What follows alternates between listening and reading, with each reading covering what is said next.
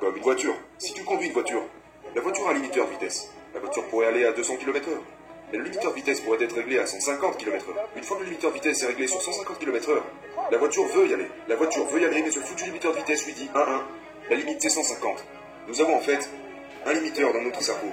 Et c'est un mécanisme de survie. Il nous protège de la douleur et de la souffrance. À la seconde où nous atteignons cette limite, notre esprit nous dit « Oh non, c'est pas marrant. Nous devons faire demi-tour.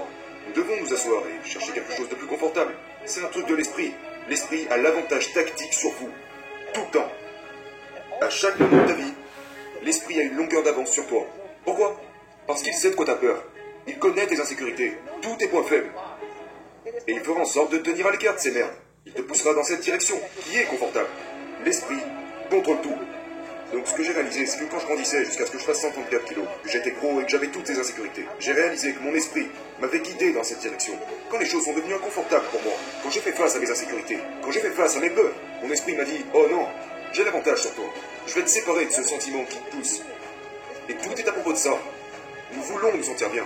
Nous ne voulons pas nous sentir mal. Genre, qu'est-ce que je fous là? Et quand tu ne peux pas répondre à ce genre de questions, t'abandonnes.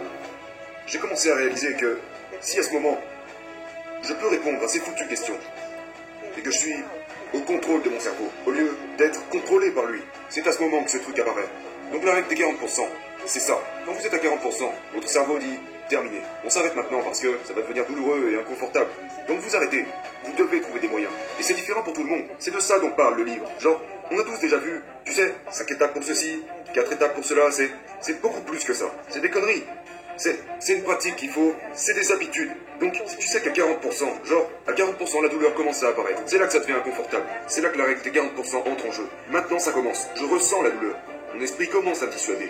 Il me dit, sors d'ici, arrête-toi, fais demi-tour. Il va dire, on s'arrête là. On n'est pas assez bon. L'esprit commence à vous dire toutes ces choses. Et vous commencez à le croire. Parce que votre esprit prend le contrôle. Et c'est précisément à ce moment que vous devez inverser les rôles et passer aux commandes. C'est ok. Laisse-moi voir si je peux aller à 45%.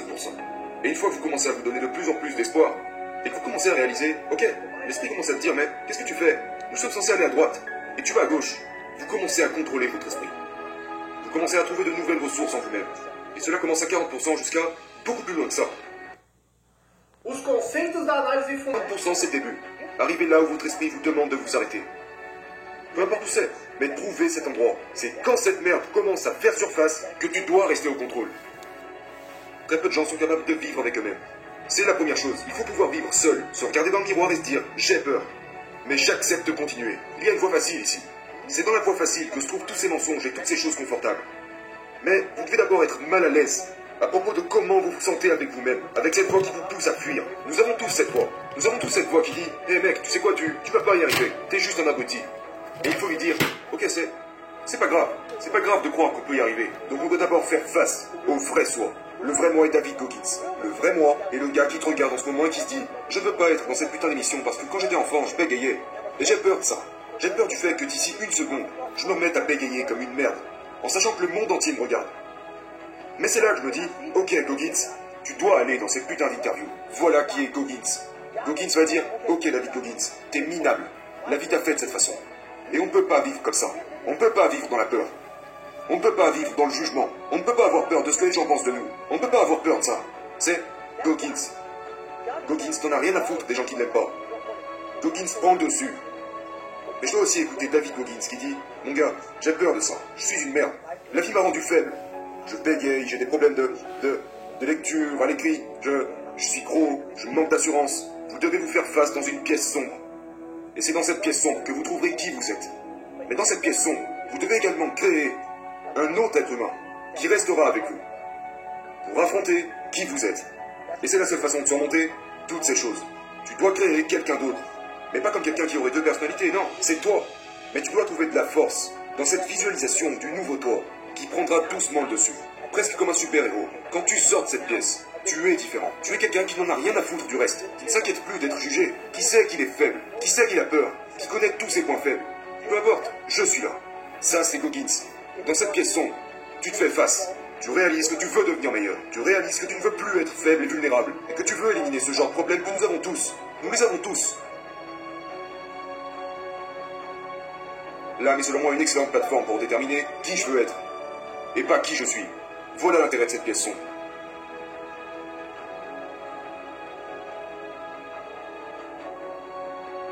Je me suis rendu dans ce miroir a révélé beaucoup de mauvaises choses. Beaucoup de choses que j'essayais de cacher derrière une apparence. Je me regardais dans ce miroir en me disant, mon Dieu mec, vraiment, tu crains, t'as créé un personnage. Ce n'était pas moi. Ce n'était pas qui j'étais à l'intérieur. Mais j'avais peur que quelqu'un découvre qui j'étais à l'intérieur. Donc, dans ce que j'appelle le miroir de responsabilité, j'ai vu qui j'étais vraiment. J'avais un niveau de lecture de 3e année. Et c'est quelque chose de difficile à admettre quand t'es au lycée, quand t'as traversé toutes ces années en copiant sur les autres. J'étais stupide. Les gens disaient, oh mais il a juste quelques troubles d'apprentissage. Mais j'ai réalisé qu'il se trompait et qu'en réalité, j'étais feignant. Alors, je me suis traité moi-même de feignant. Je me suis traité de toutes les façons possibles. Je me suis appelé, j'étais juste honnête. J'étais honnête. Regarde-toi mec. Regarde-toi.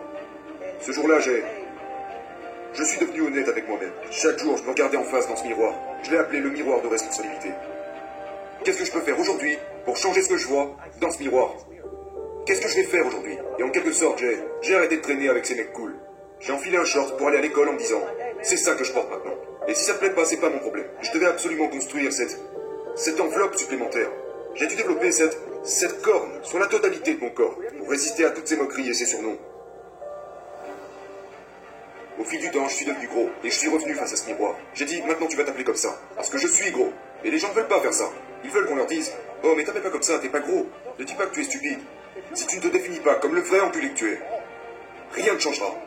Dans ce nouveau monde dans lequel nous vivons, nous voulons entendre, oh t'es juste un peu plus gros. Non mon gars, t'es obèse. Et il est normal de se qualifier d'obèse si c'est la réalité. Et c'est là que ça a commencé. Parfois ce que je me disais était juste horrible. Mais je suis aussi fier de moi d'avoir pris en compte ce que j'ai vu dans ce miroir et d'y avoir remédié. Donc la première chose à faire, c'est que, une fois que vous l'avez réalisé, que vous réalisez que vous devez vous appeler tel que la personne que vous êtes, cette partie du chemin est très petite. Genre, tu ne peux pas te lever un matin, tu es de cette façon, et la prochaine fois que tu te réveilles, hop, le tour est joué. Tu sais, les 5 étapes vers la grandeur, non, ça se passe pas comme ça. Si vous lisez mon livre, c'est un dur travail quotidien. Comme là, je dois être honnête avec toi, mec. Je tremble en ce moment du fait d'être assis là dans cette émission. Je suis un introverti. Vous devez traiter avec vous-même et vous faire face. Vous devez vous faire face tous les jours. Vous devez le faire chaque jour de votre vie. Donc vous dites, ok, genre, si t'es obèse, tu dois perdre du poids. Comment? La patience. Tu dois être patient dans le fait d'accepter qui tu es en ce moment. Je suis gros. Je ne m'aime pas. Accepte le fait que si tu perds 1 ou 2 kilos par semaine, c'est un énorme accomplissement. Tu dois vivre dans ton propre putain de monde. Vous ne pouvez pas vous comparer. C'est une course dans laquelle vous vous retrouvez complètement seul. Et c'est vraiment à propos de vous. J'avais des tonnes de post-it collés partout sur mon miroir. Je ne voulais pas être meilleur que John ou être aussi rapide qu'un tel. Ok David, hier t'as fait ça. Aujourd'hui, notre prochain objectif, c'est ça. Donc j'avais des objectifs annuels, hebdomadaires, des objectifs quotidiens, des objectifs pour chaque heure de la journée, et j'ai beaucoup menti en grandissant. Je voulais être accepté. Un des objectifs était passer une journée sans mentir. Passer un jour. Et puis, quand je mentirais à quelqu'un, je dirais, hé mec, je m'excuse, je t'ai menti tout à l'heure. Est-ce que tu sais à quel point c'est dur d'aller retrouver quelqu'un et lui dire, tu lui as menti? Donc j'ai trouvé ces moyens d'une absolue responsabilité. Genre, aujourd'hui, je devais courir ce matin, avant de venir ici. Pourquoi? Parce que c'est à propos de ça. L'esprit, le corps, l'entraînement.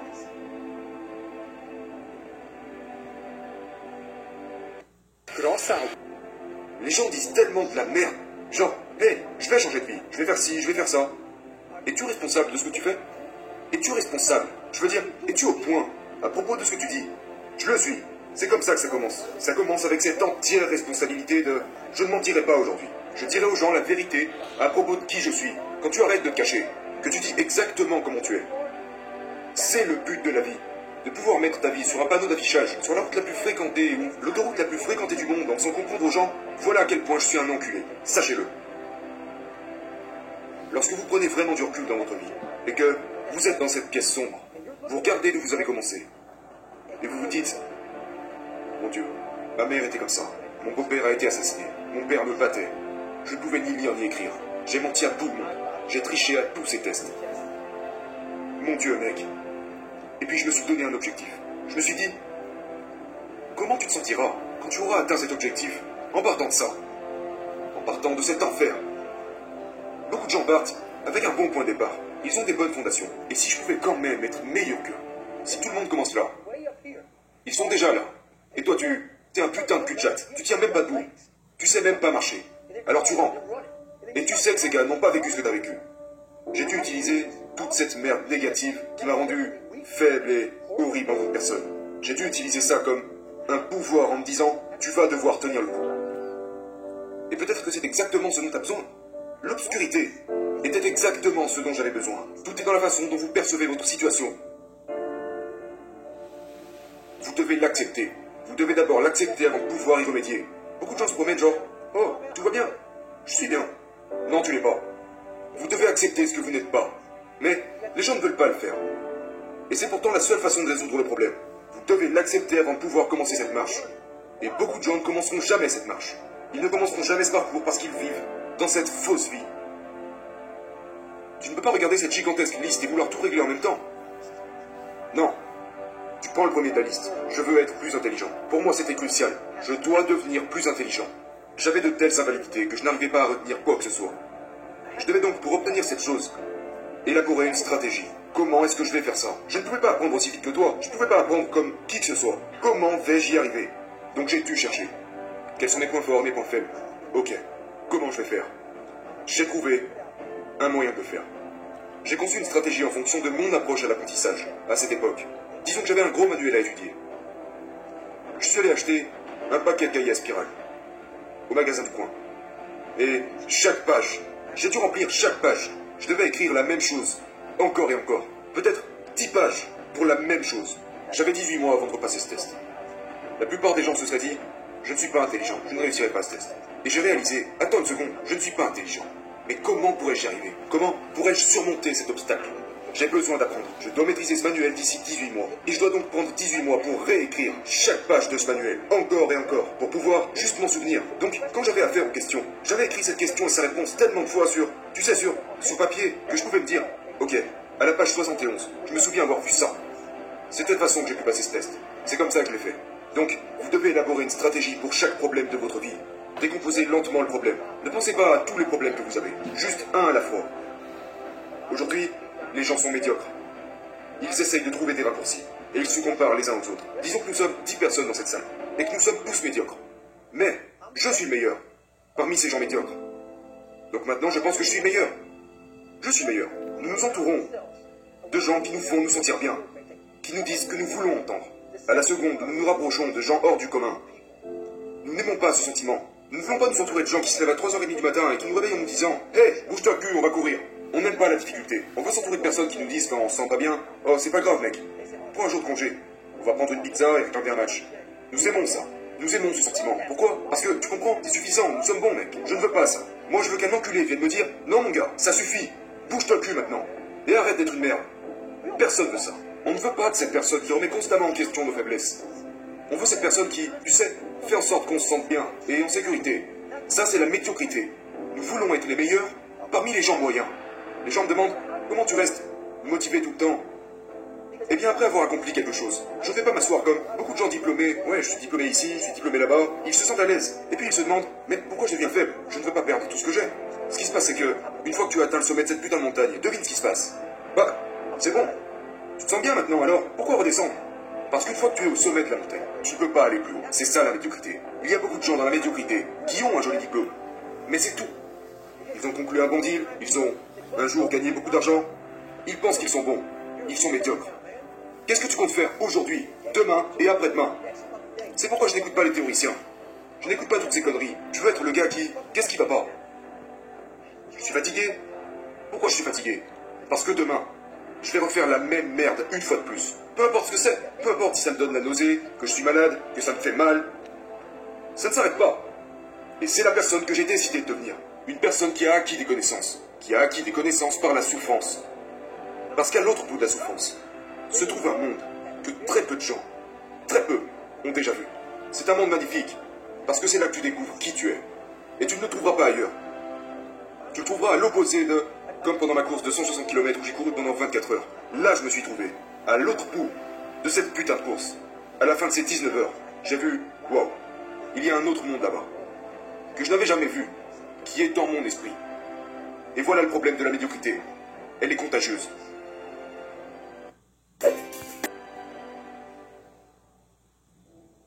Ne pas être civilisé, c'est avoir cette sauvage mentalité.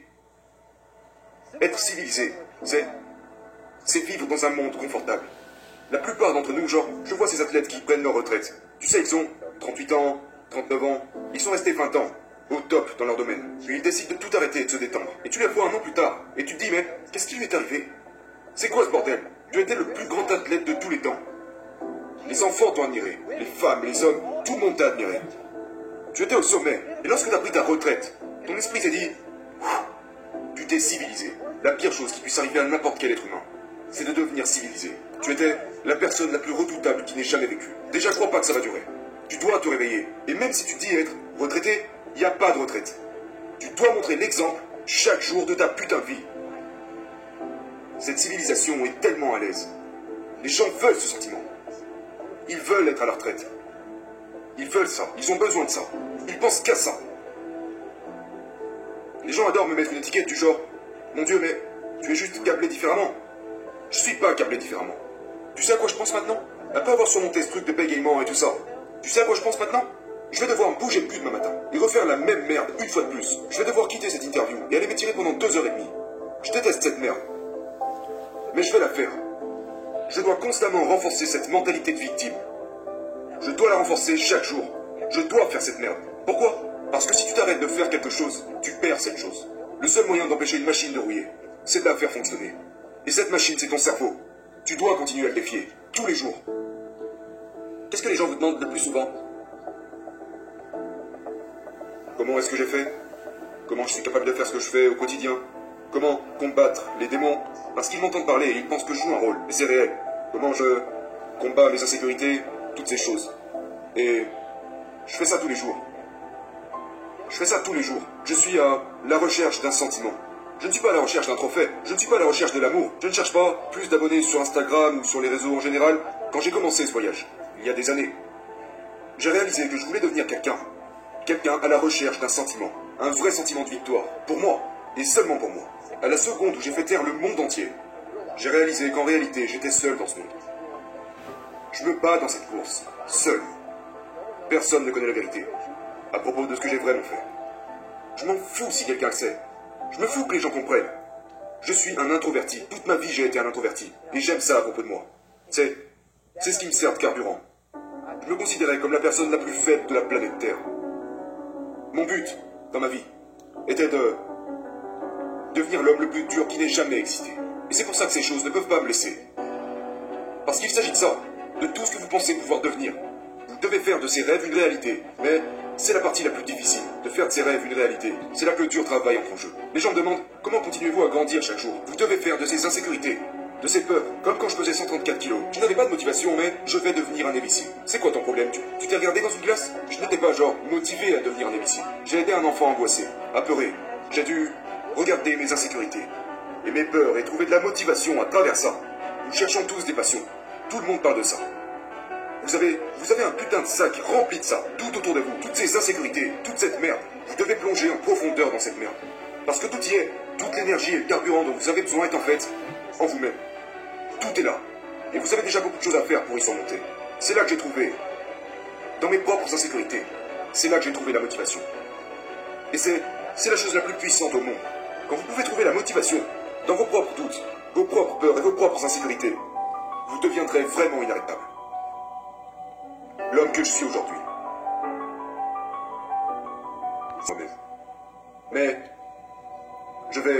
je suis une personne très philosophique. Et je vais faire ça très rapidement. Je crois à une force supérieure. Je ne connais pas son nom, je ne sais pas d'où elle vient ni quoi que ce soit. Disons qu'il y a un homme là-haut, ou une femme, ou peu importe. Et il a un tableau.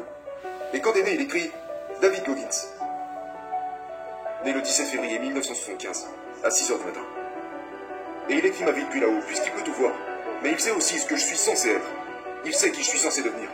Tu meurs, et t'arrives au soi-disant paradis. T'arrives au paradis, tu fais 54 kilos. Retraité en tant qu'exterminateur cafard. Ok, très bien, c'est juste un travail, peu importe. Je monte là-haut, et Dieu me regarde et me donne ce tableau. Sur ce tableau, il est écrit que j'étais censé devenir un Navy SEAL. J'étais censé faire 83 kilos. Que j'étais censé devenir l'homme le plus résistant de la planète Terre. Tout ça. Mais maintenant, t'es au paradis. C'est terminé, et t'es comme, mon Dieu, j'étais censé vivre cette vie. J'étais censé vivre cette vie. Et ensuite, tu réalises que la raison pour laquelle nous espérons, nous prions, nous faisons ci et ça, ne fonctionne pas. Parce que tout ce qui est censé arriver n'arrivera pas par magie. Non. Je crois que mon travail sur Terre est de surpasser tout ce qui est dit sur ce tableau. Je veux en trouver davantage. Tout ce que je pourrais. Et c'est dans ce putain de sac que tu dois plonger pour en trouver plus. Parce que si tu ne veux pas y aller et te faire face, tu ne trouveras rien.